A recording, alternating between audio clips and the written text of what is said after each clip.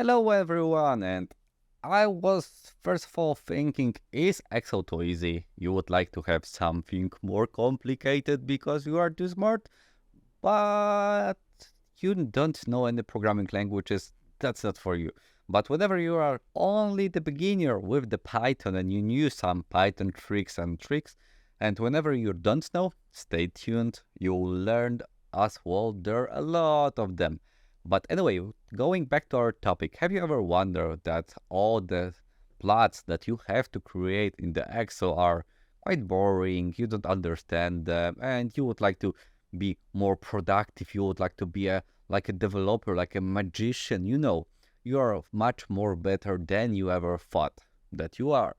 If the question is yes, for some of them, I welcome you there, and we are going straight to our Python. We are back to our IDE, and first of all, we need to import our matplotlib and numpy as np.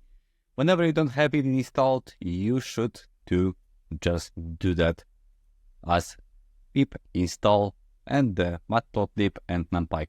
The next thing, we need to create our data. Whenever our data set is created, we need to start creating our line plot.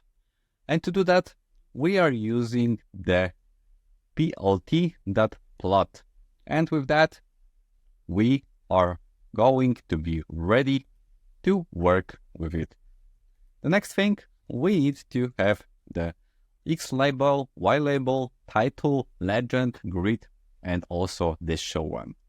Whenever everything is ready, we should press run, wait a few seconds, as you can see, we've got our sales and expenses over time tracker.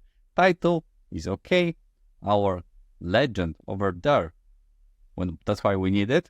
From sales and expenses is okay, and of course we can just move it whenever our value will be larger. As you can see, the year changes, the value changes, everything work as it should. So right now I will stop it. The next thing that we are going to build is the scatter plot. Scatter plot is mostly known from you maybe guys for some data science, machine learning, something like that. And we are going to have the customer count to do that, because to have that dots to show you how it's working. Of course, plt.scatter to create the scatter plot, and as before, we need to just have the X label, Y label, title, and show. And right now, because of the show, we need to show our scatter plot. And with that, whenever you just click that cross, you can just get to the data and see all of our scatter plot in the window. Whenever it's ready, because the matplotlib.pyplot allow us to do that, of course we can make some kind of changes, just make it smaller.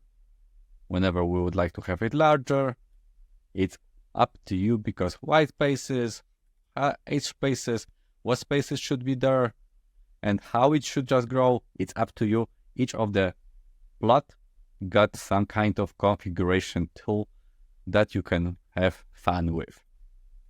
Okay, but going back, we need to just get the third plot, but it will be the bar plot.